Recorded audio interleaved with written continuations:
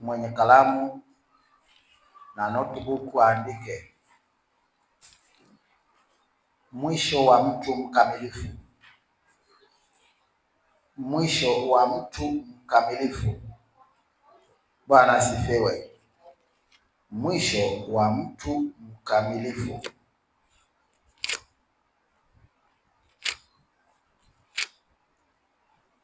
Mwisho wa mtu mkamilifu.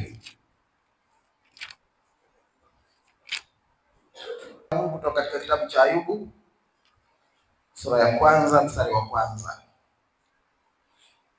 Neno la Mungu linasema, palikuwa na mtu katika nchi ya Usi, jina lake alikuwa akiitwa Ayubu.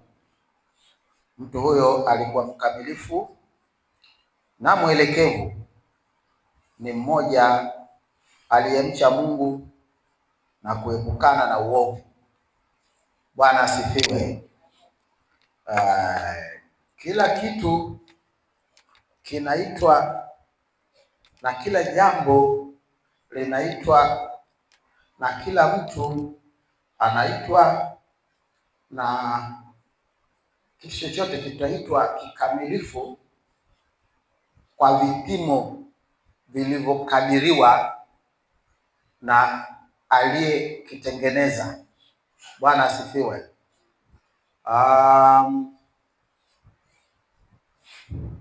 Hii nyumba tunaingia na kutoka kwenye ibada ni kamilifu kwa vipimo vyake, na yako majengo mengi ya kuabudia ya makanisa na nyumba zote zile za ibada zina vipimo vyake, na zenyewe zinakamilishwa na aliyekusudia kujenga. Mwaka wetu wa sisi una ukamilifu wake kwa siku ngapi? 365 na masaa 6.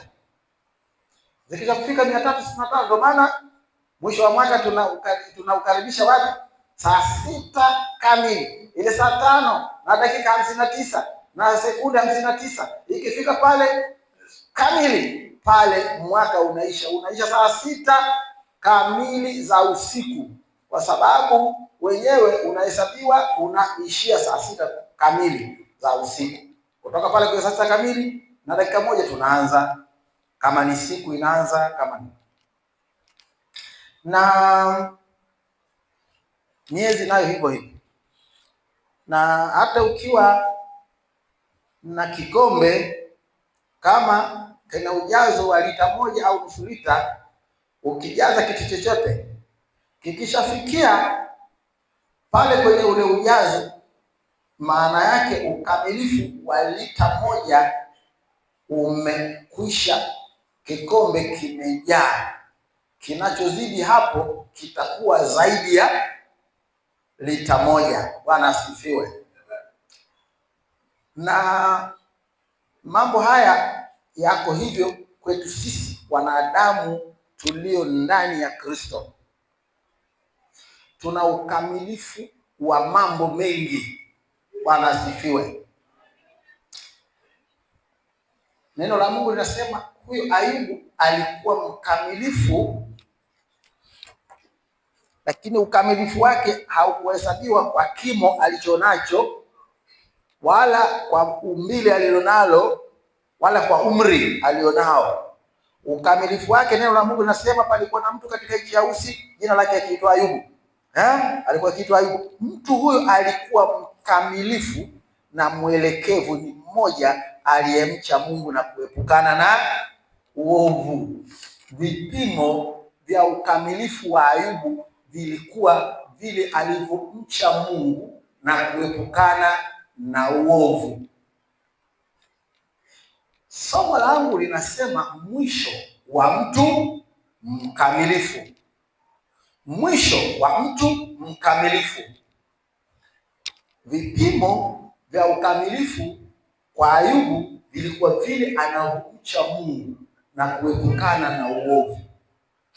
Vipimo hivyo viliamua mwisho wake, na tumesoma habari ya ukamilifu wa Ayubu baada ya yeye kumaliza mwendo wake. Bwana asifiwe.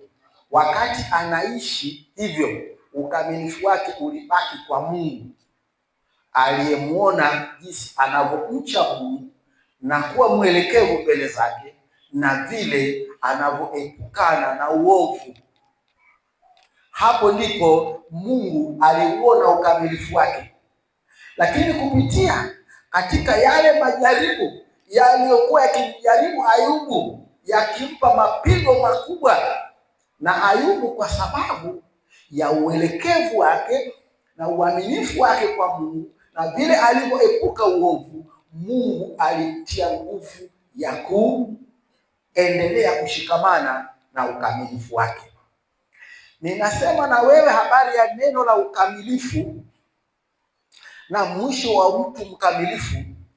Siku hii ya leo tunapoelekea katika ukamilifu wa mwaka 2025. Huo mwaka utakamilika kwa sababu ya hesabu zake, sio kwa sababu ya matukio yaliyotokea katika mwaka, sio kwa sababu ya furaha tuliyokuwa nayo, wala kwa ajili ya huzuni, wala kwa ajili ya kitu chochote kilichofanyika katika mwaka. Mwaka utakamilishwa na jumla ya hesabu ya siku zake tu. Kwa hesabu ya siku zake utaitwa mkamilifu. Kwa hesabu gani? Mtu hapo alipofika amekuwa mkamilifu kwangu. Miaka inakamilika kwa siku zake, miezi inakamilika kwa siku zake, majengo yanakamilika kwa vipimo vyake, na vyombo vinakamilika kwa ujazo wake, na mambo yoyote yale ambayo tunaweza tukayaona na tukayaweka kwenye vipimo, basi tutayaweka yaitwe makamilifu kwa jinsi yalivyo na namna yalivyo, kwa ujazo, kwa vipimo, kwa maeneo. Wewe mtu, ili uwe mkamilifu, na ukamilifu wako ni sharti tuhesabu hapa. Kwa nini? Kwa sababu wewe ni mtu wa Mungu. Sio kwa sababu ya ubinadamu wako, wala si kwa sababu ya umri wako, wala si kwa sababu ya unene wako, wala afya yako. Lakini ukamilifu wako utaamriwaje? Tujifunze kwa huyu Ayubu. Kwa nini aliitwa mkamilifu? Aliitwa mkamilifu kwa sababu alishikamana na uelekevu wake mbele za Mungu, alishikamana na kumcha Mungu, alishikamana na ile kukataa uovu. Maana mambo matatu yamesemwa kwamba Ayubu alikuwa mkamilifu mbele za Mungu. Kwa nini? Kwa sababu alikuwa amemcha Mungu, amekuwa mwelekevu mbele za Mungu, naye alikuwa ameepuka uovu mpaka mwisho. Alikuwa hivyo mpaka mwisho. Ayubu alikuwa hivyo mpaka mwisho. Ndio maana akawa kielelezo kwetu. Tunamwita mtu mkamilifu. Ayubu hawezi akawa kielelezo abaki yeye peke yake. Anataka watu watakaokuwa waelekevu, wakamilifu, wenye kumcha Mungu na mwenye kuepuka uovu. Na watu hao, maadamu Ayubu Mungu alijivunia kwake, tunajifunza leo, kwa sababu mwaka unakamilika. Miaka inakwenda, miaka inarudi, kila mmoja ana umri wake hapa. Ukiuliza umri wako ni miaka mingapi, atakwambia. Wako watoto wa miaka 3, 4, 5, 6, 7, 60, 70. Watu tunakwenda hivyo. Katika hali hiyo, Mungu anaona ukamilifu gani ndani yako kama mtumishi wake? Tathmini, tafakari juu ya utumishi wako mbele za Mungu ili uwe mkamilifu. Maana Mungu anataka kuona mwisho wako uwe mkamilifu. Bwana Yesu alipozaliwa katika Bethlehemu ya Uyahudi, mamajusi walikwenda wakamsujudia, wakatoa zawadi na nini, kila kitu katika maisha yake. Alikwenda, Herode akataka kumuua, Mungu kamwepusha, akakimbilia Misri. Lakini baadaye ukisoma maneno ya Mungu, utasoma neno la Mungu likikwambia Bwana Yesu alikuwa akiongezeka kwa kimo na hekima. Kwa hekima na kimo, kilichokuwa kinamfanya Yesu akue anaongezeka. Kimo kilikuwa kinaongezeka watu wanapomuona, lakini hekima ilikuwa inaongezeka. Sasa kimo kilionekana, hekima ilionekanaje? ilikuwa inaonekana vile anavyompendeza Mungu na wanadamu. Bwana asifiwe. Bwana Yesu alikuwa akiongezeka kwa kimo na hekima, akimpendeza Mungu na wanadamu. Wewe tafuta kumpendeza Mungu na wanadamu kadri unavyoongezeka katika maisha yako ya kumcha Mungu, ukijaa hekima ya kumwelekea Mungu, kumcha Mungu na kuepuka uovu. Bwana asifiwe. Tuna deni kwa Ayubu, tuna deni kwa Bwana Yesu na wingi wa watakatifu waliokuwa wakamilifu na waelekevu mbele za Mungu, wakimtumikia bila kuchoka, bila maswali, bila uzembe, bila kukata tamaa na bila kugeuka. Bwana asifiwe. Tunahitaji nguvu za Mungu, tunahitaji hekima ya Mungu, tunahitaji neema ya Mungu ili tuweze kukua na kuongezeka katika kumcha Mungu, katika kuelekea mafundisho ya Mungu na kusikia na kutenda sawa sawa na mapenzi ya Mungu, sawa sawa na maagizo ya Mungu, tukiongozwa na Roho Mtakatifu katika kukataa uovu. Bwana atusaidie. Neno la Mungu katika kitabu cha Danieli sura ya 5, kitabu cha Danieli sura ya 5, kitabu cha Danieli sura ya 5, Danieli sura wa 25 mpaka wa 28 kama ilivyoandikwa. Neno la Mungu linasema, yani tunafupisha tu maneno, linasema hivi: na maandiko yaliyoandikwa ni haya: mene mene tekeli na peresi.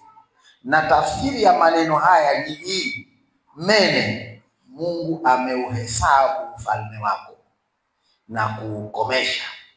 Tekeli, umepimwa katika mizani, nawe umeonekana kuwa umepunguka. Peresi, ufalme wako umegawanyika, nao wamepewa Wamedi na Waajemi. Bwana asifiwe. Huyu mtu alikuwa ni mfalme katika nchi ya makimbilio, katika nchi ya utumwa wa wana wa Israeli. Wana wa Israeli walifanya makosa, wakamkosa Mungu, mambo yao yakaenda, wakahamishwa, wakaenda mahali kwenda huko, madhabahu imechukuliwa, vitu vilivyokuwemo humo kama mnavyojua. Mungu madhabahu yake aliweka kila kitu chema, kila kitu cha thamani nyingi mno.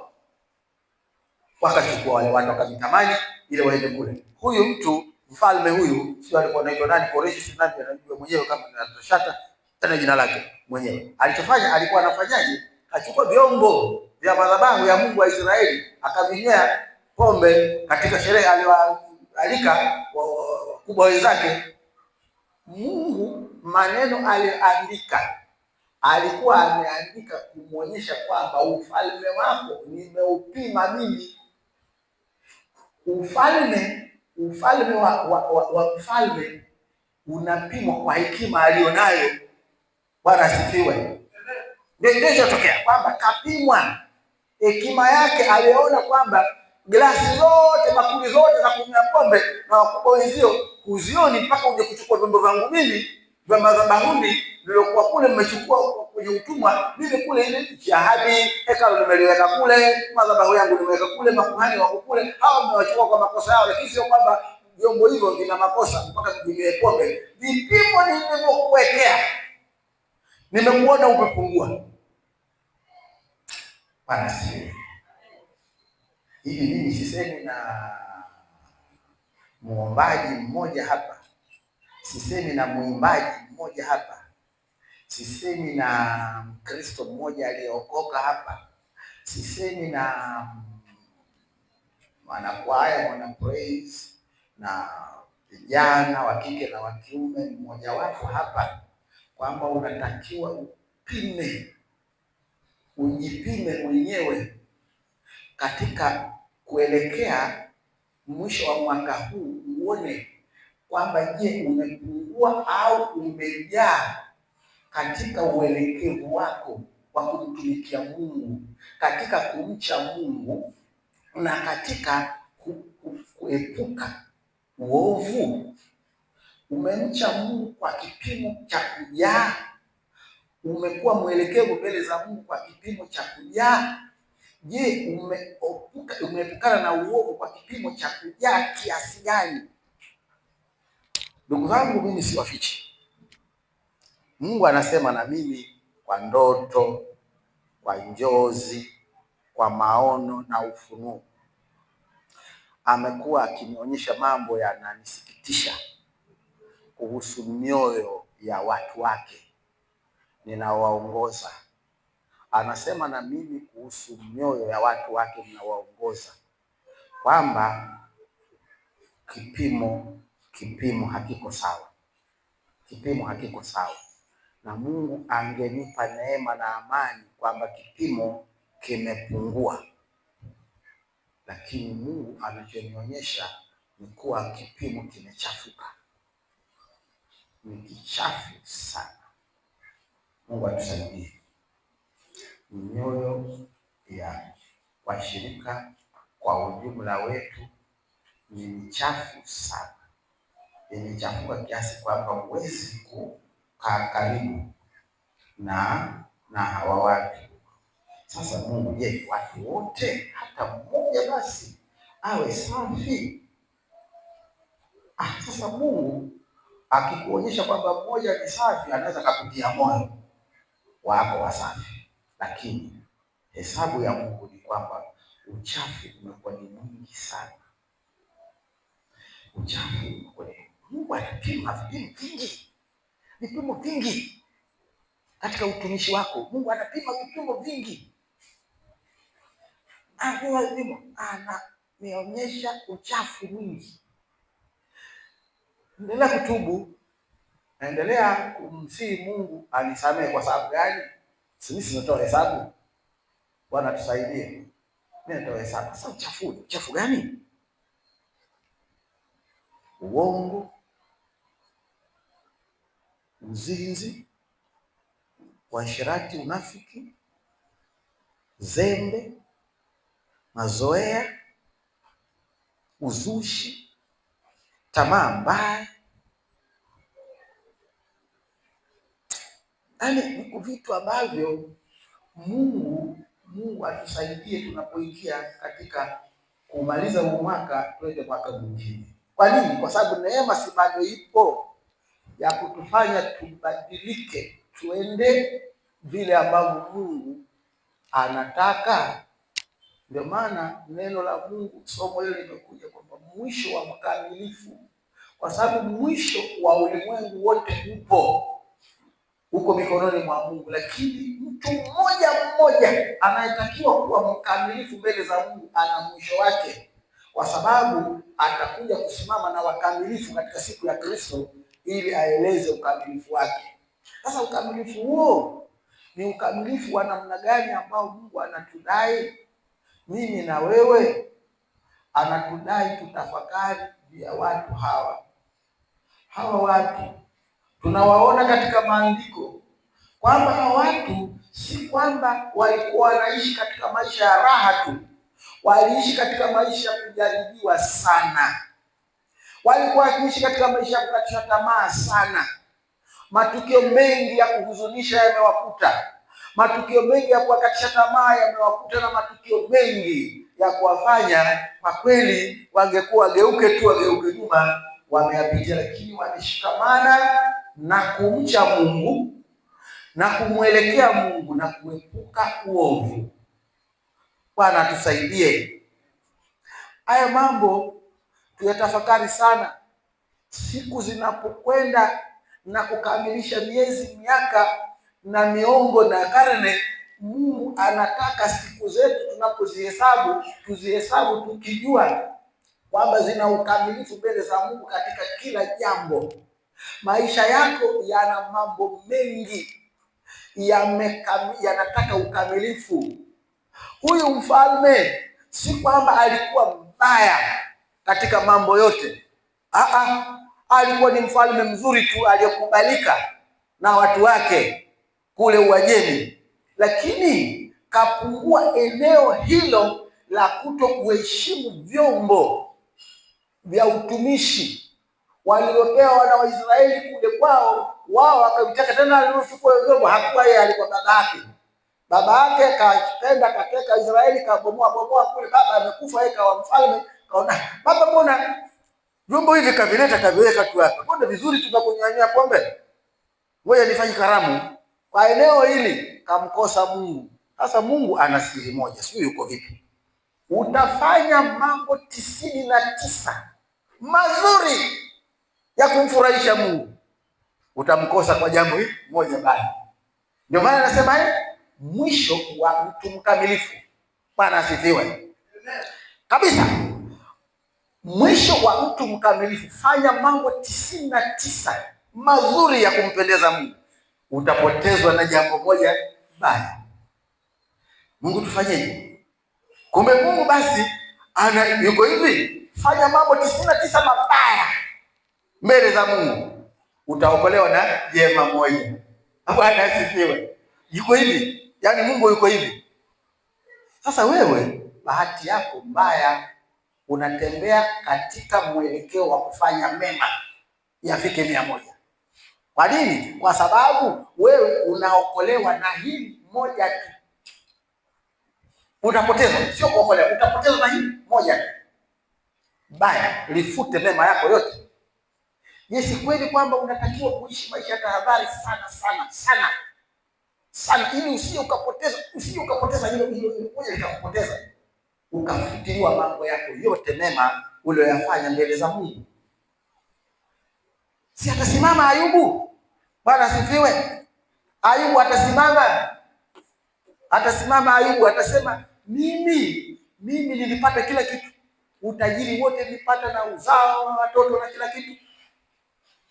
Nilijaribiwa jaribu moja ili linifutie baraka zangu alizojivunia Mungu mbele ya shetani. Akasema, je, unaona mtumishi wangu? Wakapatana huko, nikaanza kupigika bila hata kujua kwamba Mungu huko ana mapatano na shetani, kwamba ni jaribio mimi. Kwani wapiganapo fahali wawili zinazoumia ni nini? Nyasi ndo zinaumia. Mafahali wanapigana wao wenyewe, lakini hawajui wanapokanyaga kule chini nyasi zinaharibika. Nyasi zina hatia gani? Hazina hatia nyasi, isipokuwa kuna mafahali wanapigana. Leo wewe kama ni nyasi kati ya mapambano yaliyopo kati ya Mungu na shetani, wewe una usalama gani usipomlingana Mungu kwa ukamilifu wake? Ili Ayubu asimame na wewe asema, kwa kweli nimekuona umemfuata Mungu kwa kicho, umemcha Mungu na umekuwa mwelekevu na umekuwa umeepuka na uovu. Sasa wana wa Mungu tunajifunza haya mambo kwa kusudi, maana siku hizi tulizo nazo ni siku mbaya, siku za uovu, siku za upotovu, siku za ukengeufu mbaya kabisa. Tumezungukwa na mazingira hayo. Watu wa Mungu, usipojipambanua kwamba wewe ni mtu wa Mungu, wewe ni tofauti na watu wengine, kwa maneno yako, kwa mawazo yako, kwa mwenendo wako na tabia yako, ulimwengu utashindwa utashindwa kukuachilia. Maana ulimwengu utakung'ang'ania. Unajua Bwana Yesu alisema mpanzi alikwenda kupanda mbegu, nyingine kaangukia kwenye mwamba, nyingine kaangukia kwenye miba, nyingine kaangukia jiani, nyingine kaangukia. Mbegu iliyomletea kusudi mpanzi ni mbegu moja iliyoangukia kwenye nini? Udongo wenye rutuba.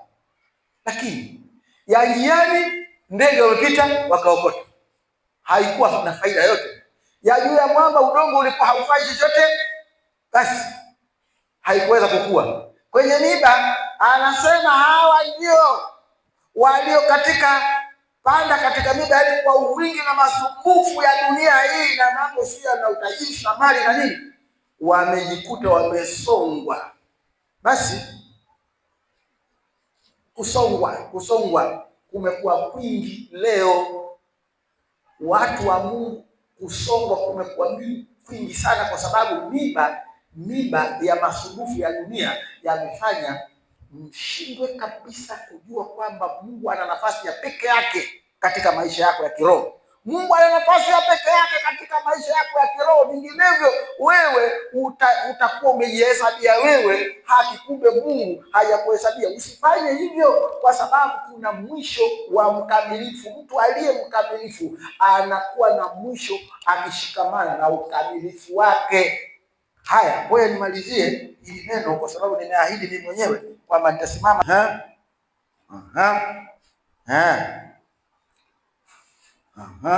Haya, ngoja nisome neno hili kutoka katika Injili ya Luka sura ya pili mstari wa 25 mpaka 30. Ndio nimalizie hapa. Luka sura ya pili mstari wa 25 mpaka 30, neno la Mungu linasema, Luka sura ya pili mstari wa 25 mpaka wa 30. Neno la Mungu linasema neno la Mungu, na tazama, pale Yerusalemu palikuwa na mtu jina lake Simeoni, naye ni mtu mwenye haki, mcha Mungu, akitarajia faraja ya Israeli, na Roho Mtakatifu alikuwa juu yake. Yeye alikuwa ameonywa na Roho Mtakatifu ya kwamba hataona mauti kabla ya kumwona Kristo wa Bwana. Basi akaja hekaluni ameongozwa na Roho. Na wale wazazi walipomleta mtoto Yesu ndani ili wamfanyie kama ilivyokuwa desturi ya sheria, yeye mwenyewe alimpokea mikononi mwake, akamshukuru Mungu akisema, sasa Bwana, wamruhusu mtumishi wako kwa amani kama ulivyosema, kwa kuwa macho yangu yameuona wokovu wako. Bwana asifiwe. Naona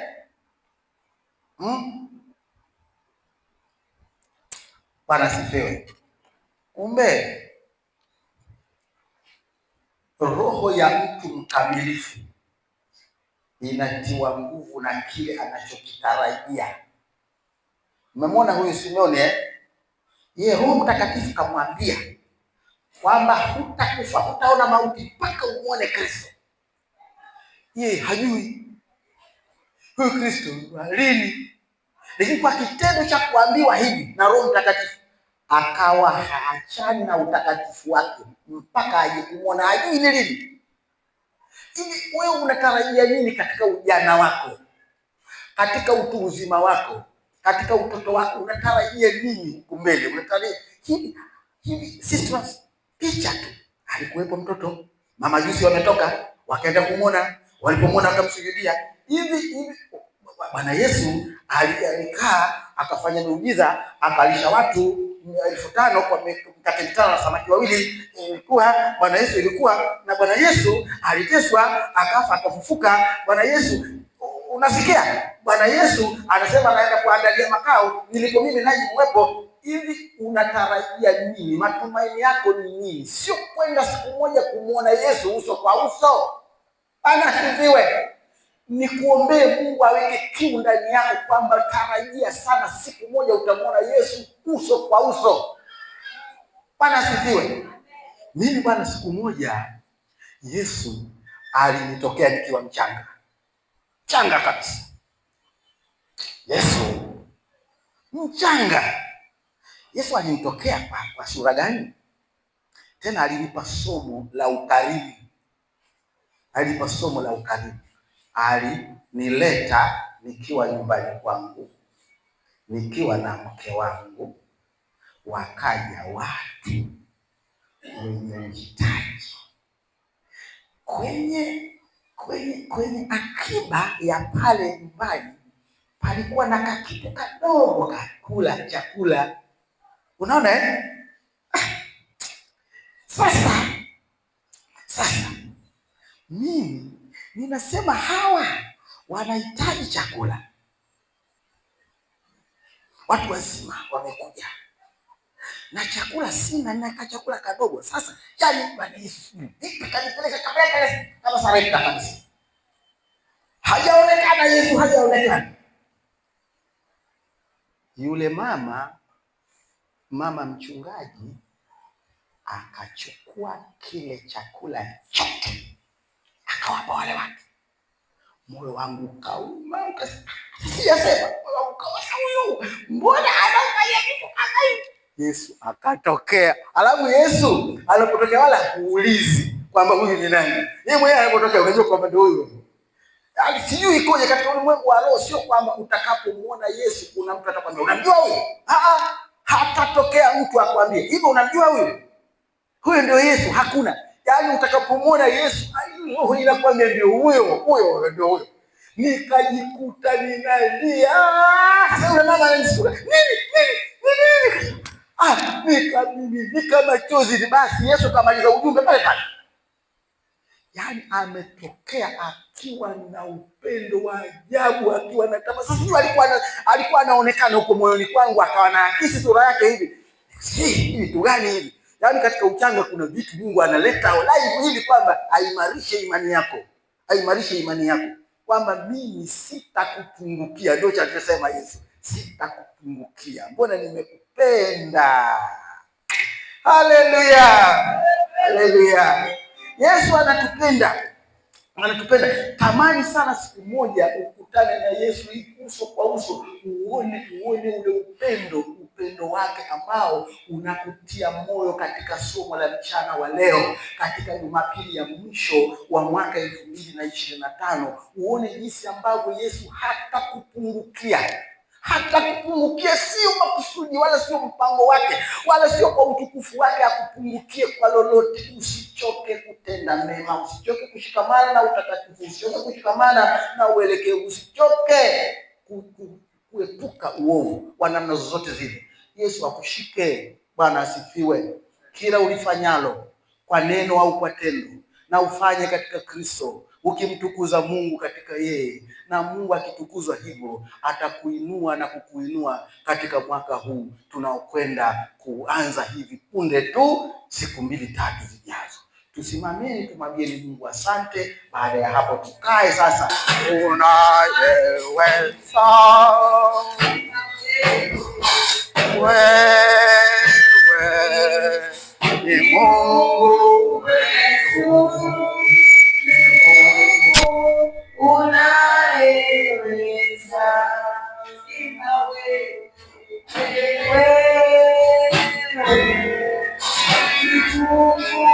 Mkamilifu, wewe ni Alfa na Omega, ni mwanzo na mwisho wa nyakati na majira, kwa ajili ya kutimiza kusudi lako.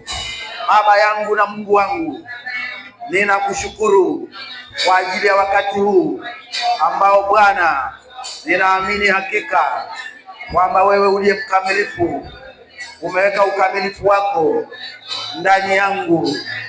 Yesu, ninaomba takasa moyo wangu, nafsi yangu na roho yangu na mwili wangu. Bwana Yesu, ninaomba kwa damu yako iliyomwagika pale msalabani Kalvari, inisafishe na kila aina ya uovu, ili niwe mkamilifu na mwelekevu mbele zako Bwana, nikiepuka uovu wa aina zote. Yesu, asante, ninakushukuru kwa upendo wako wa ajabu. Pokea sifa Bwana.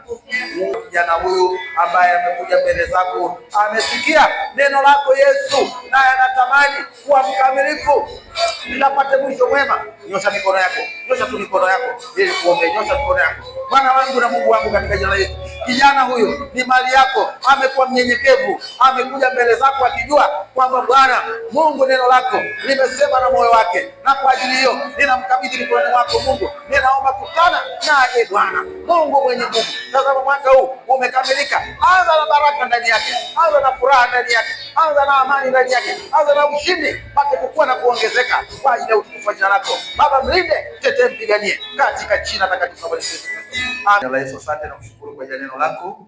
Ninaamini kwamba Bwana neno lako ni taa ya miguu yetu na mwanga wa njia yetu. Tunakushukuru kwa kuwa Bwana umetuongoza kwa taa ya neno lako tangu mwaka umeanza na sasa tunaelekea kukamilisha mwaka huu kwa neno lako ambalo Bwana utazidi kutuangaza kwamba wewe Mungu unatamani kuona mwisho wa mkamilifu ukiwa ni ushindi. Na Baba, ninakushukuru kwamba hawa walioko mbele zako ni wakamilifu Bwana, kwa kuwa wewe ndio uliokamilisha Mungu utukufu wako ndani yao.